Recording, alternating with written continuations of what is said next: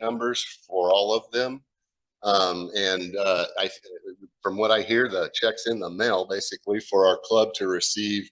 It's 4,999, but I'm going to hold Mike to the fact that he's going to round it up to 5,000, and we'll get $5,000 off of that donation to our club. So lots of thanks to Gary that put in a lot of time on the CNC and the folks that helped, and Mike's been coordinating this thing for literally probably a year now, trying to get everything done and figure out how we could get there.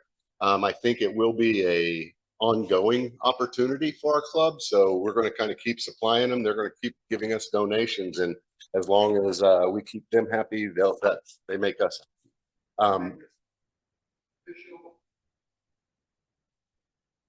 We are their official baton wood turning supplier. So thank you for all your work, Mike, and thank you, Gary, for all your time on that too.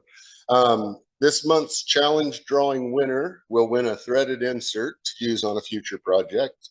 I know, don't get too excited, but you can use these things. Dollar sweepstakes winners will get to choose from several great prizes. So I thought he was going to Vanna White the prizes over there. But as you can see, we've got a wood blank, we've got a first turn bowl, we've got some clock faces, we've got a sanding disc holder that was donated for us. We've got a face mask, a face shield, and the ever popular multimeter. It's still here. It's still here. So during intermission, Mike will run around with the bowl, and if you want an opportunity to grab one of those great gifts, please take your chance at it. Let's see. I wanted to remind everybody that Anthony Harris does offer paid training sessions. If you're interested, see Anthony. Weather was we had the first Fridays on May 2nd, I believe it was.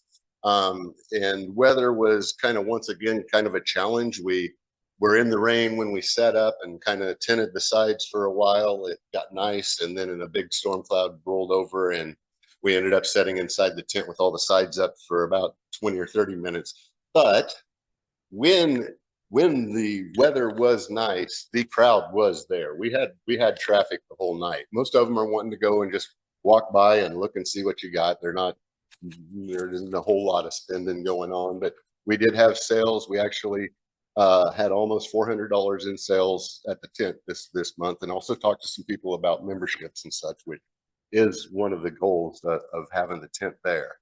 So that was encouraging to see the amount of traffic that was down there. When it wasn't raining, it was a nice evening. So if we get a nice evening that we don't have the rain, I think it could be a very enjoyable time down there.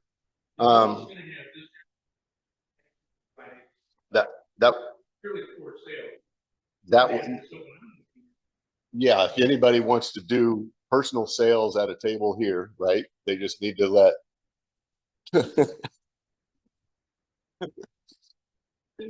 Terry know. Terry Johnson will get you lined up. But Kevin said he's going to be there. I'd like to have some exposure to our club up here too. So please feel free to hit Terry up and see what you need to do.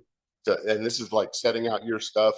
What happens is you mark it such that it goes through, and one cashier and 20% of any of your sales will go to the Woodworkers Guild for the advertisement that they do for bringing people here.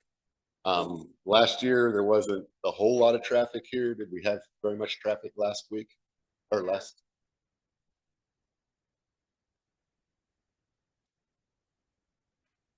Yeah. So, and that's one of the things down at the tents that we're doing is kind of pointing that we're right up there across the street from Broadway. So hopefully that leads some people over here too. Okay, open shop is not changed. Available every Saturday morning from 8:30 to 12, or later if our opener is sticking around. And then Wednesday and Thursday evenings, 6 p.m. to 9 p.m., with the exception of the third Wednesday each month, which is the guild meeting, and we do not have open shop on the guild meeting night. If you use the shop, please help keep it clean And just so you know, there is a doorbell at the back door. If you ever show up for open shop, you know it's the time for open shop, but the front doors are closed. That's usually because there's no woodworkers up here. And just use the doorbell on the back door and somebody will come up and let you in. Please wear your membership badges while you're in the shop. This is the way that you are easily identified as a Kansas City Woodturners member. And it lets both our members and the members out here with the Woodworkers Guild know that you're a member and not just wandering through the shop. The drill press, I think if anybody that's been in the shop can see that it's been swapped out with a fully functional drill press. And I think we're going to make some attempts to fix the old drill press. So that'll get back online too. The bandsaw is running, but we really need to show it some love. We put new tires on it, and as I understand it, it ran like a dream. And then I think we forgot to detension the bar one night, and now it's got kind of a flat spot that it's not terrible, but it's something that we need to remember whenever you're using the bandsaw. After you use the bandsaw, just pull the tension to partial tension, and then the next user has to put it on to full tension before the machine will run. So it's not hard to, you don't have to remember to put it on. You just won't be able to use it until it is put on to full tension. Also, pitchy material, pitchy woods like pine tend to gum up the blade. So limit that or try to avoid using some of those more pitchy type woods on there. Chainsaw. And the items that have bark, you know, we can't avoid it all the time, but that is something that you never know what kind of minerals are in there. So that'll help. So the point being that we need to show it some love so that we can kind of keep it there. It is used a lot. And if we're going to keep it running, we've got to pay it some attention. We did have a Powermatic lathe down, but thanks to some attention from Anthony, he changed out the switch and I think it's up and running again. So thank you, Anthony, for your time on that. And as always, if you do have any problems with the equipment in the shop, please let me know or any of the board members know. We'll bring it up at the next board meeting and see what we can do about getting it fixed. Okay, now going to Help Wanted. We're still looking for a few members to help with, we need a couple of members, volunteers to help with the setup and breakdown of the June 1st Fridays on June 6th. If you'd be interested, see Anthony or Ed or me, and we'll tell you. But basically, setups around 3 o'clock approximately, and breakdowns at 9 o'clock. I'll probably be there for both of this next time. Okay. We still need a few shop openers and backup openers, especially some that might be able to stay later in the evening. If they're not the openers, maybe they can end up being closers. So if you're interested and you are using the shop quite often, you might let Kevin know and we could set you up with keys and the security card necessary. Phil Sykes has been posting our content on Instagram and Facebook accounts and is always looking for photos and content. I mention this every month, but if you do have content, send it to Phil, because the more content we can have out there, the better exposure it is for our club. And C. Mike Thomas, if you have a demonstration to share, you know of a demonstrator, or if you have a demonstration you would like to see. Mike's still getting the final months filled up for the year, so let him know. Got some upcoming activities coming on. We're going to be Kevin might shoot out an email later this week or something, but we decided this Saturday, May 17th, we're going to have a top turning palooza. I don't know why I throw palooza on everything, but it makes it sound like more of an event. Basically, we need to restock our amount of tops getting ready for Santa's workshop, and we figure if we don't start early, we won't meet our quota that we'll need. We also sell a lot of tops at the events that we have tents at, so they're always popular. If you've never turned a top, want to learn to turn a top, come out Saturday. We're going to say from 8:30 to 4. I don't think I'll be here till 4. I've got other things going on that night, but just stop in and have some fun. We've got the blanks. I've got about 200 blanks back there that we can turn. So I'm sure we'll have some colored pins and things that we can use to decorate them. So please, that's going to be this Saturday from 8:30 to 4 p.m. Please join us. And then Anthony is rescheduling his basic bowl turning class for Saturday and Sunday, the 24th and 25th of this month, and then Saturday the 31st.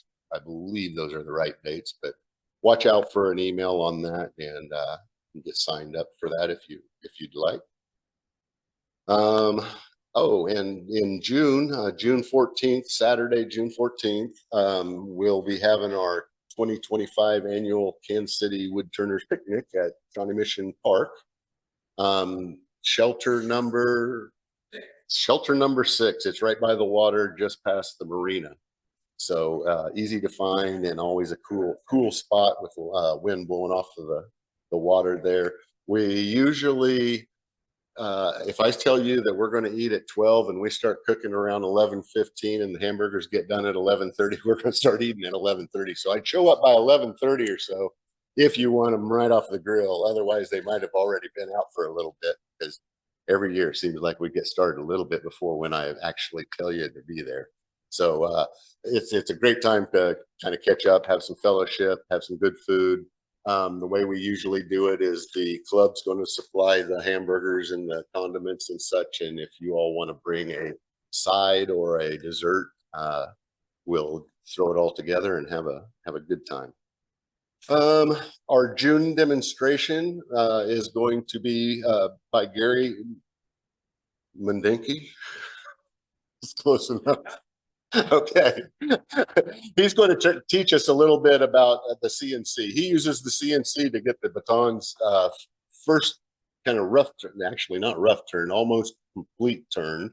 And then we do a little bit of touch up and sanding to finish them up, and then actually put the finish on them and cut off the ends. But he's going to talk about some of the do's and don'ts of CNC turning. So we're looking forward to that, because it's a subject that'll be new to a lot of us. And then last but not least, I don't want you to forget about the Southwest Association of Turners SWAT Symposium in Waco, Texas, August 22nd and 24th. If you have any interest at all, see Mike Thomas. And I've got information I could send you, so just hit me up and I'll send you a flyer that Ann Molina sent to us. Okay, last but not least, our information. If you're looking for information, we do have a library right back here that does have a lot of reading resources, as well as some DVDs and things like that you can check out for new ideas or to on a specific subject if you'd like. The best place I think to locate just information regarding the club activities and kind of ongoing things is the website, which is kcwoodturners.org. You can also watch for your monthly Wood Chips newsletter, or ask any of us board members. Board members, hold your hands up. Hi, Elizabeth. Okay, I made my list as short as I could tonight. Leave Mike plenty of time, but before we get started with Mike's demonstration, let's take a moment and have a safety minute with Phil Sykes. Thank you, Phil. Thank you, Chris. How's everybody doing tonight? Good. I've got a quick one for you. Who knows what this is? That's right. It is a blunt object. Usually, put it in a shark's mouth, right? Yeah. Any other ideas? This is a fire extinguisher. That's the technical term for it. You should have one of these in your shop. If you don't, I would encourage you to get one. They're not terribly expensive, but they are cheaper than rebuilding your shop. Okay? Just like it's cheaper to buy a saw stop than cut your finger off, which is true. If you want to buy a saw stop, just tell your significant other that it will, you know, prevent you from losing any fingers. Fire extinguisher is handy to have in the shop. What I really wanted to say was, who here actually has one in their shop or close to their shop in their house somewhere? Take the time this week, maybe even tonight. It should have a gauge on it to tell you if it is full or empty.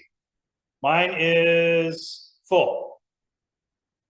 They usually last for a couple years. So if it says empty, that probably means that the propellant in your fire extinguisher is no longer good. You need to replace or recharge your fire extinguisher. If your fire extinguisher does not have a gauge on it, if it's that old, you definitely need a new fire extinguisher. So go to Home Depot, Lowe's, wherever you want to go, Amazon, order online, and have it in your shop just in case, because there are things that can catch fire. Summer's here, shops are going to get hot. You leave that oily rag in the middle of your floor, like I told you not to last year, and suddenly your shop is on fire. Hopefully not. I also would recommend that you put it somewhere where you can get to it. Mine is hanging on the wall at about hand level. That's where I put it, because I thought if I need to get to it, I want to be able to get to it easily. It's in an obvious spot by the door, so when you walk in, you see it. Who knows where the fire extinguisher is in our shop over here? A couple people. Next time you go into the shop, look for the fire extinguisher. It is hanging on the wall at about eye level, and then you know where it's at, just in case you might need it. There are probably more fire extinguishers in this building, but I don't see one in here. Is anybody? It's inside the kitchen, which is probably a good spot for it. But it's just one of those good safety things. Please check your pressure gauge there and see that yours is full. Yes. Shake them once a year. Shake them once a year.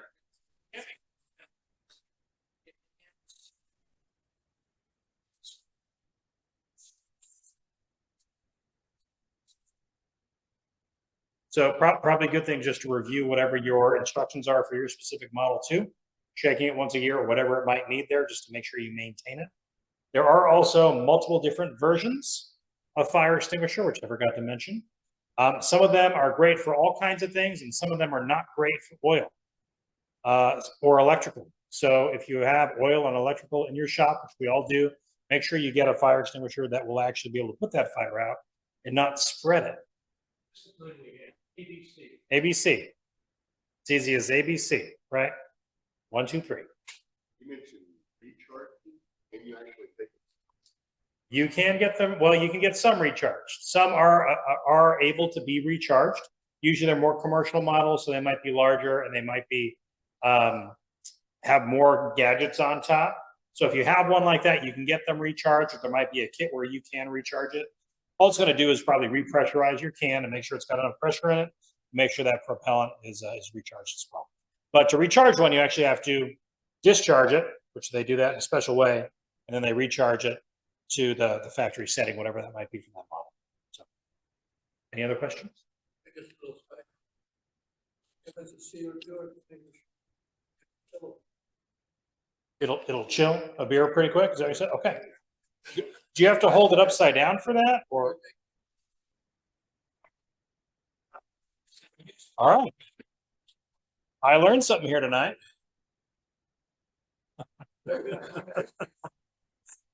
I won't. All right. Thank you. We know whose fire extinguisher is empty, right? All right. Well, without taking any more time away from you, I'm going to turn the mic over to and the presentation over to Mike McReynolds. I will take a little time. I'm going to flip this lapel mic on you and see if we can keep from getting rebooted.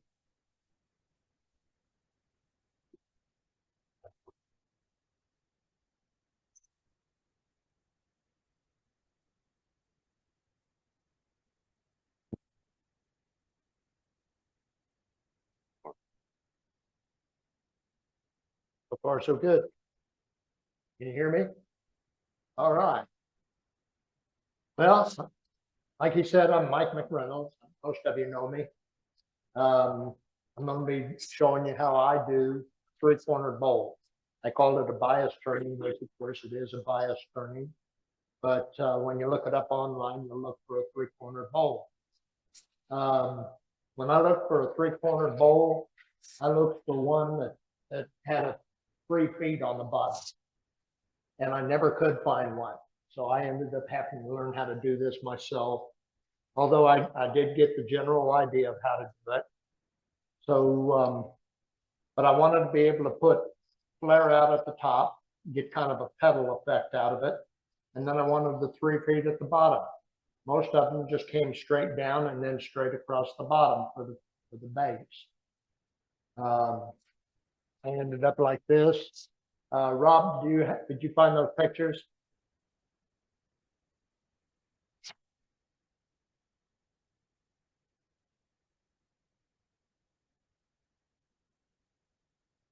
But I start out with a cube. Ah, there it is. This is one that I sold at the First Friday event last year. Next one. And the next one.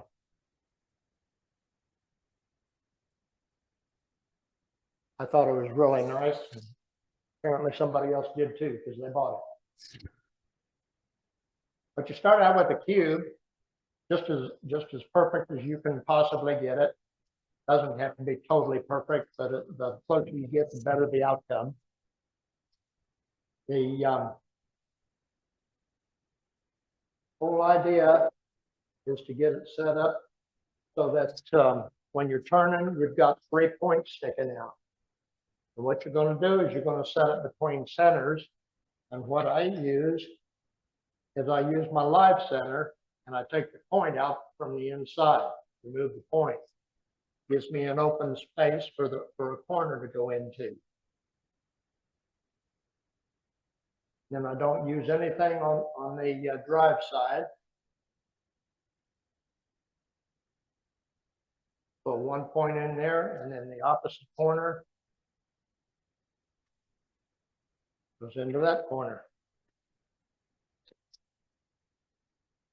Nug it up. And then I want to get corners just as even as I can get them. The more even they are, the better the piece will look when you get done. Well, I couldn't get it in closer if I tried. And we'll tighten her down. Sure she's. What if you have to point out the later, right? Do that. What if you have to point out the later? At this point, I haven't had any. But once you get it mounted on the chuck, now that's another story, and we'll go into that later. See, I'm sorry. This is true. Now, when I first started doing these, I turned my first 3-corner bowl, the first one I sold. I had chipped the corners off. So I took and rounded them off like I ended up doing with this because the tool rest got loose on me and reached up and it just chipped the corners. So I went ahead and took and rounded it off.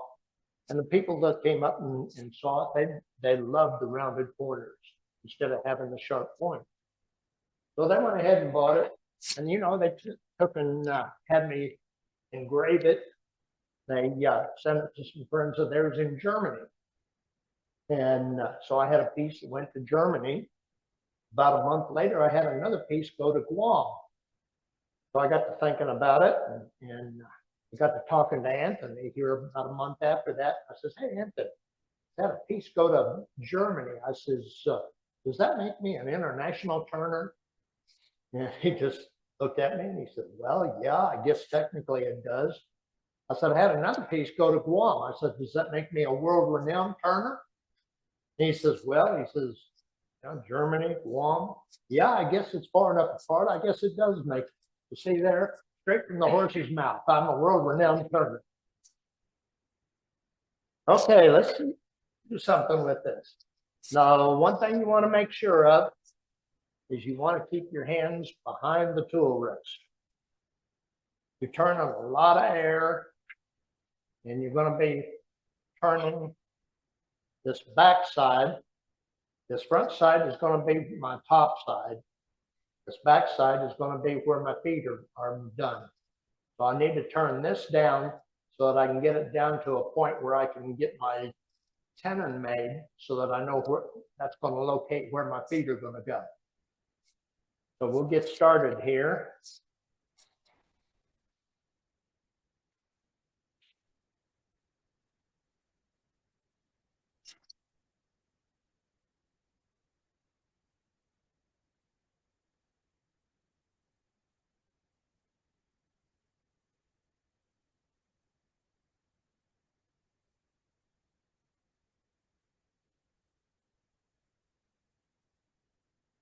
I'm turning around 1,000 to 1,200 RPM when I'm turning these. And I'm always looking up here so that I can see what's going on.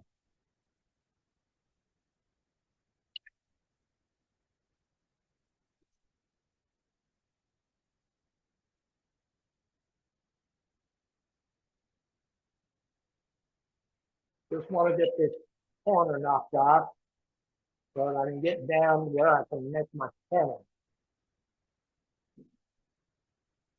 Once I know where my tenon's going to be, then I will start finishing the outside, cutting it down.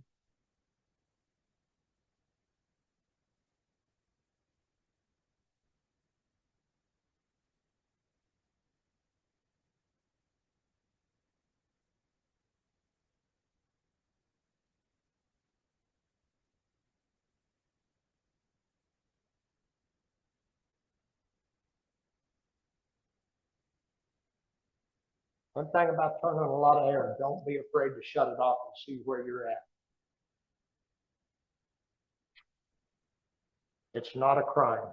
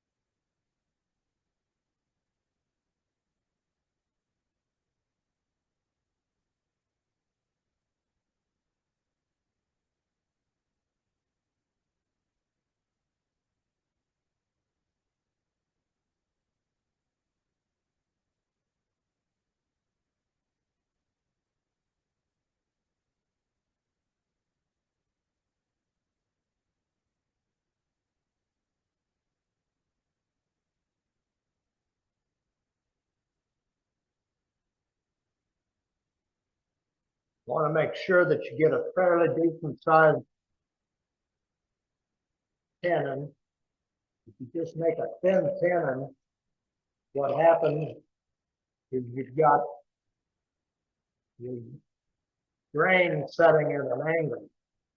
So when you start hogging out the meat on the inside of the bowl, your grain setting at an angle that has a tendency to slide on you. So you want to make sure you get a fairly healthy tenon.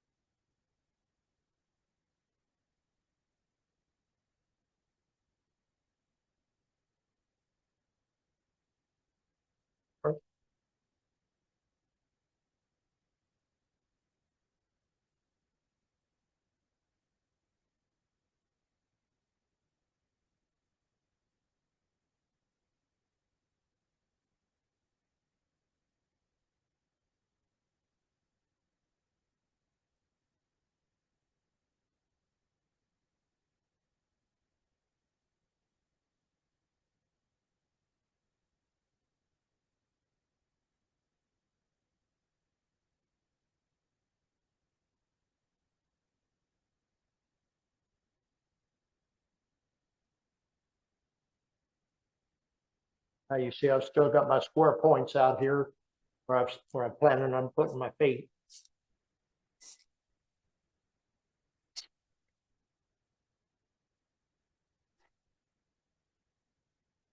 Now we'll finish the outside and then we'll cut the inside to match the outside.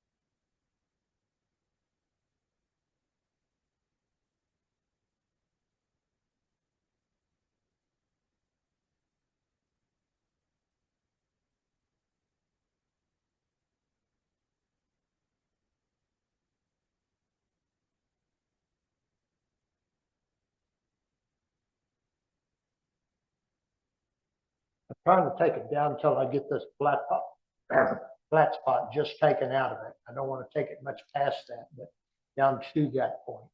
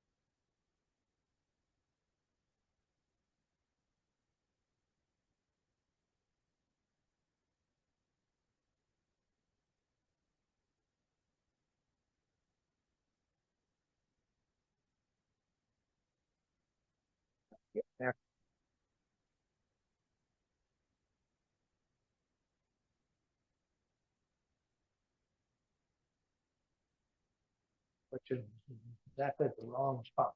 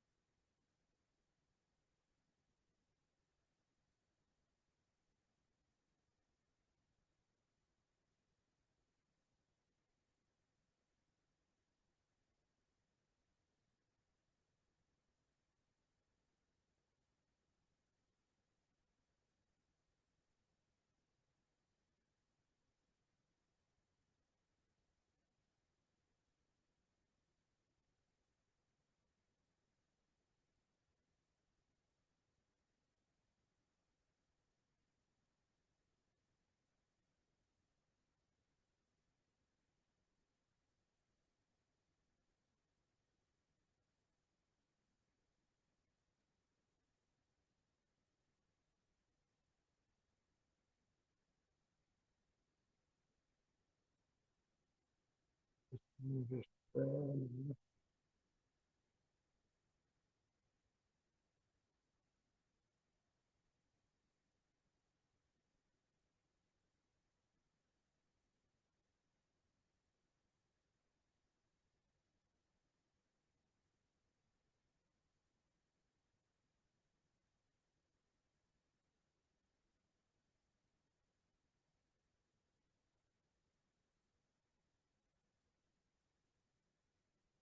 That'll work. One more time.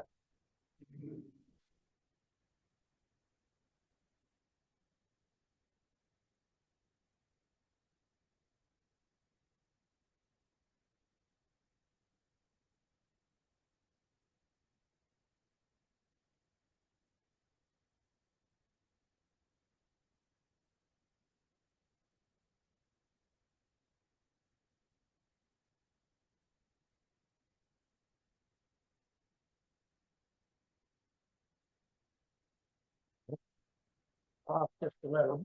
It's all right. It'll stand out.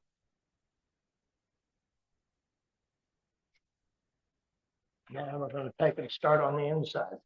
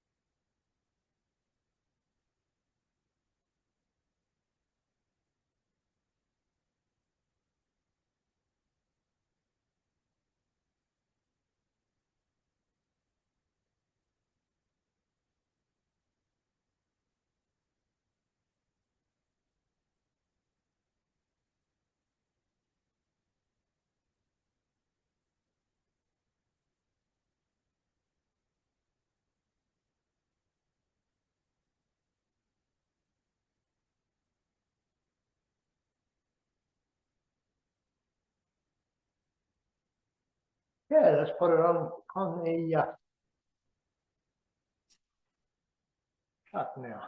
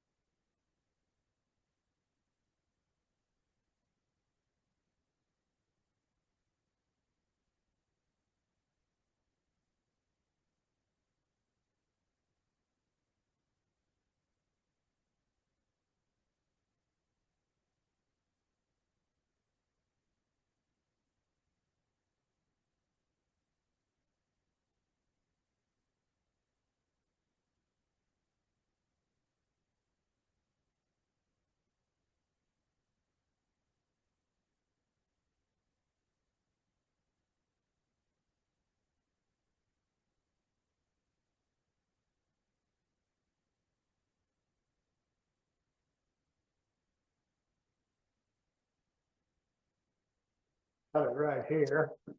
I'm gonna go ahead and have it off this bottom. Where it's not pointing here. Put my center point. Because I'm gonna want to use it later.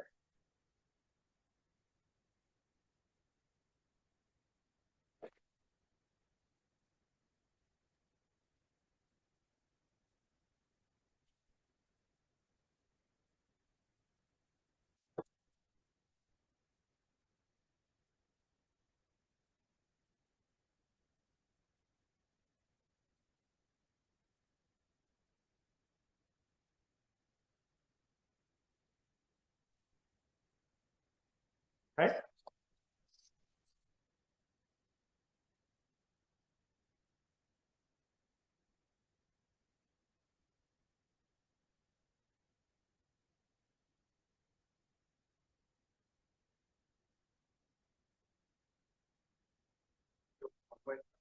I'm sorry? The old one? No, this is a Ron Brown special. That's the very first chuck I ever bought.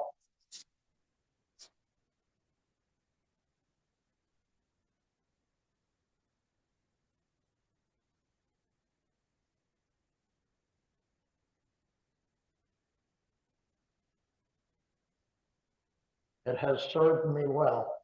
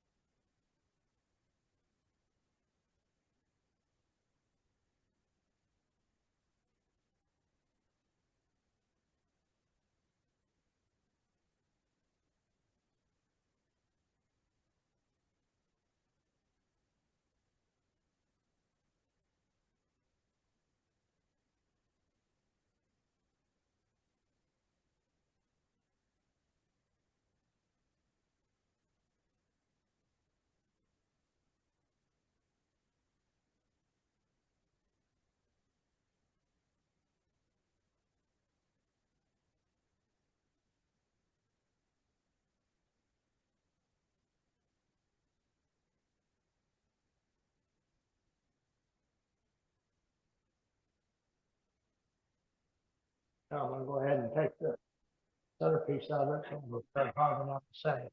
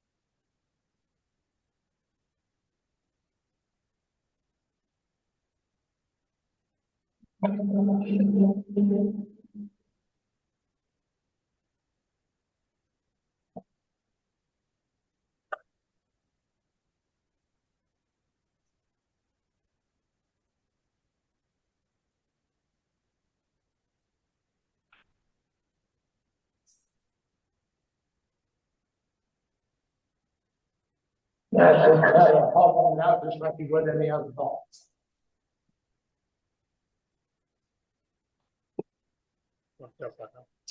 I'm sorry? Doesn't matter.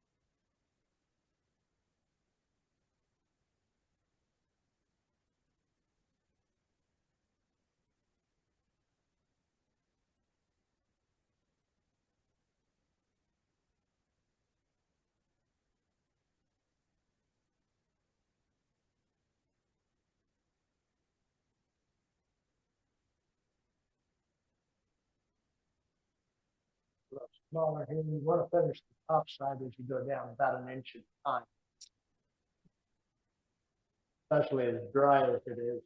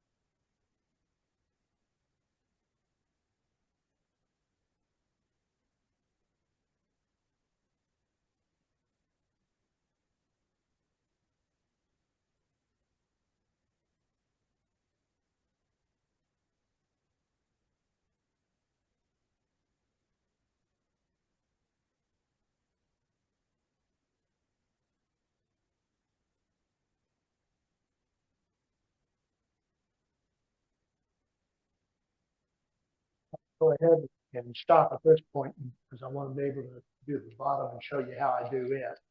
But it's just a matter of hogging out the center now. And once you get the center hogged out, then you go ahead and sand everything down to the bottom feet. So that when you get done, of course, this one doesn't have the tips on it, but when you get done, it will look like this. It'll have everything sanded all the way down to the bottom, and all you'll have will be the feet to finish up.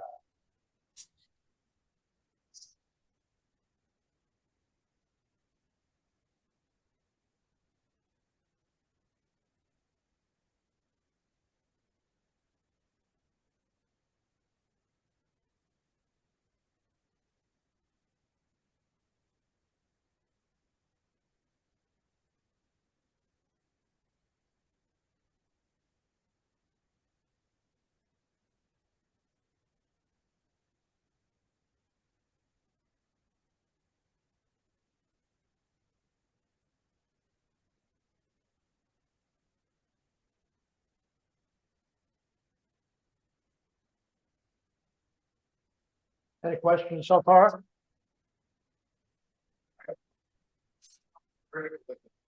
Block of wood is perfect. The closer it is to square, the easier your points will line up and the prettier it'll come out.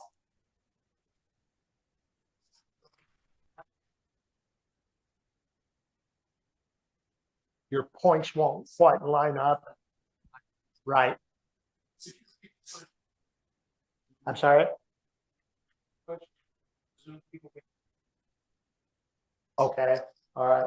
The question was, what would happen if it was if the cube wasn't an exact cube? The points would not line up, and it would look kind of off. The closer you can get the cube to an exact cube, the better the points will line up when you get done. What tool do you use? I'm sorry. What tool do you use? Yeah, bandsaw. If it's small enough, you can use a table saw. I use my bandsaw though, because my pieces are big enough. My table saw won't quite get it. Yes.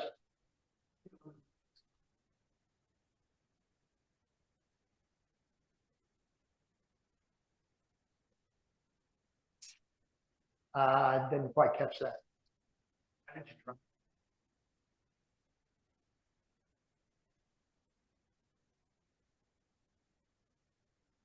The headstock, okay, I just took everything off of it. I've got the thread showing where the taper hole, it just goes right into the taper hole. Oops.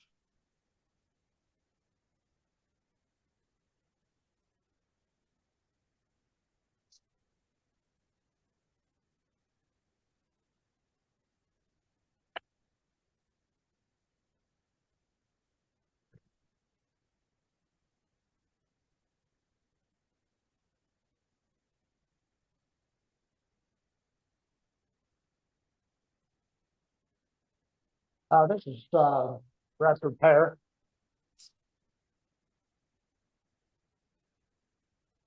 If I'd have used walnut, you'd have to be carrying me out right now. Me and walnut don't get along very well without a respirator or something. I'm sorry?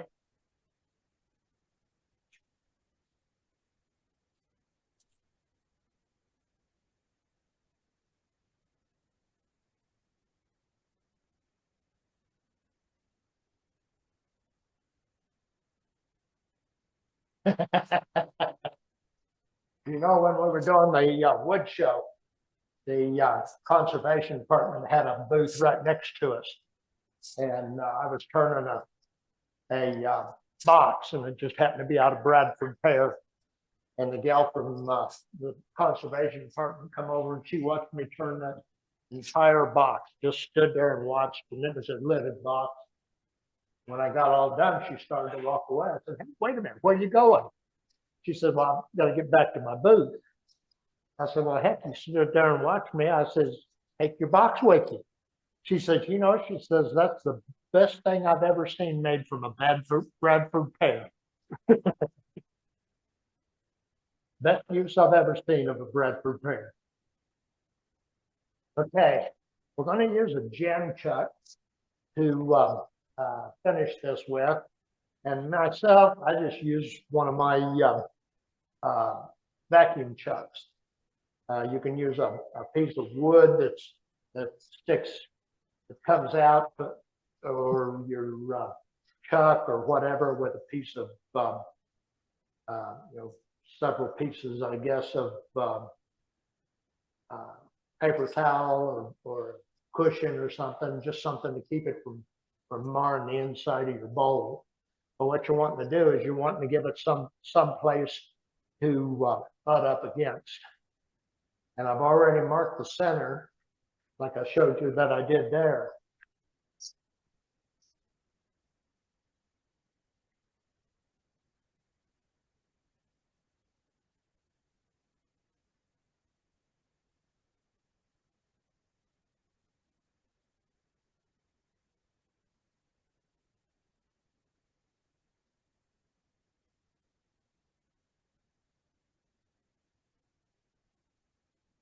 Give me some room to work with here.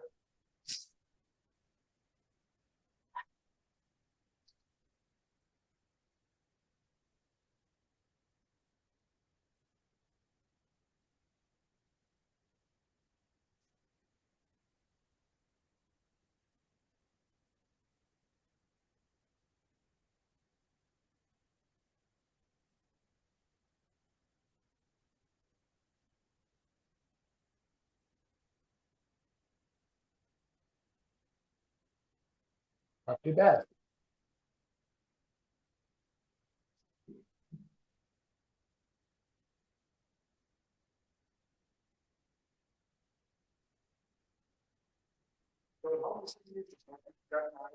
I'm sorry?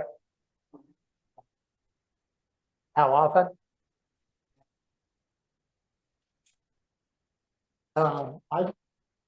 This is quick and easy. It's soft, so it holds it well.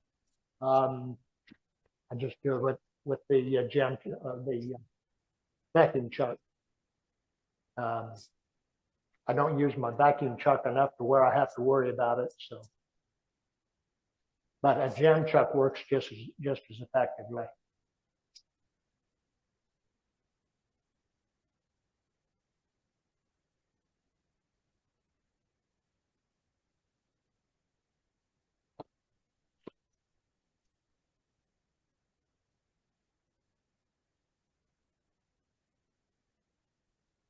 All right.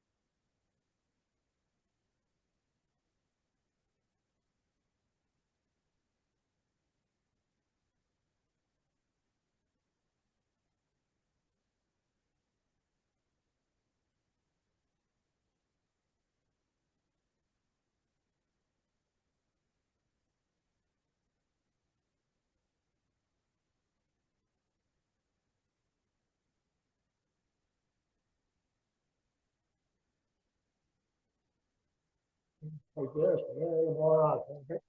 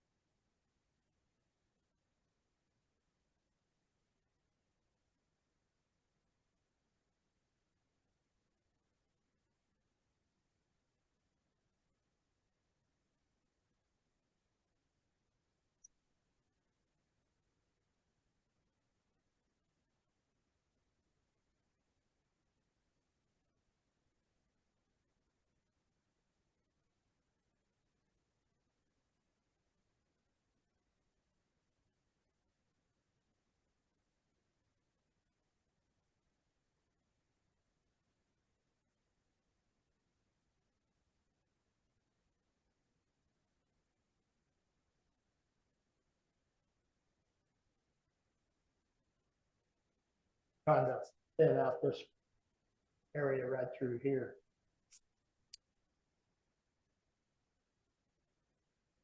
It will all clean back up once I get that sanded. Okay, clean up some of the marks. Then I will be ready to sand.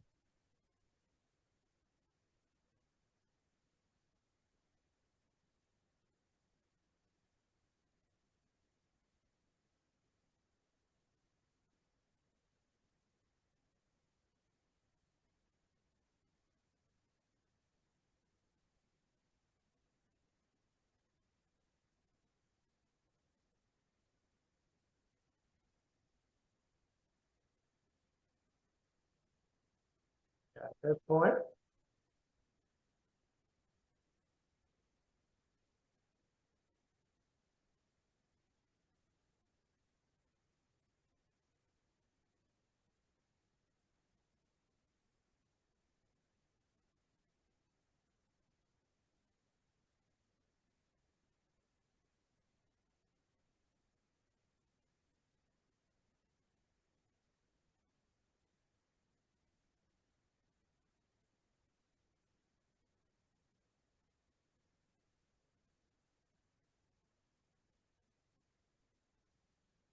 and it's ready to sand.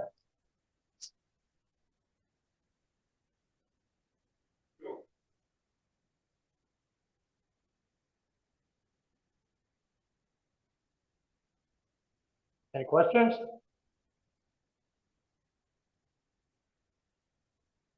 Good deal.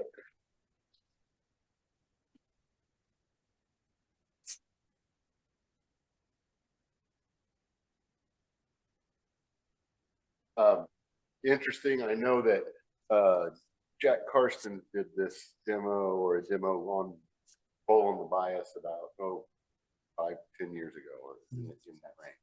And his center point, it's where you make that dive for your base versus the top, totally changes the look. Oh, yeah. You can balance the bottom with the top, or you can take the bottom farther down. Sure. Yeah. So interesting. Well, let's all thank Mike for giving us time. If Mike's job to throw us out a challenge for next month. So what do you got, Mike?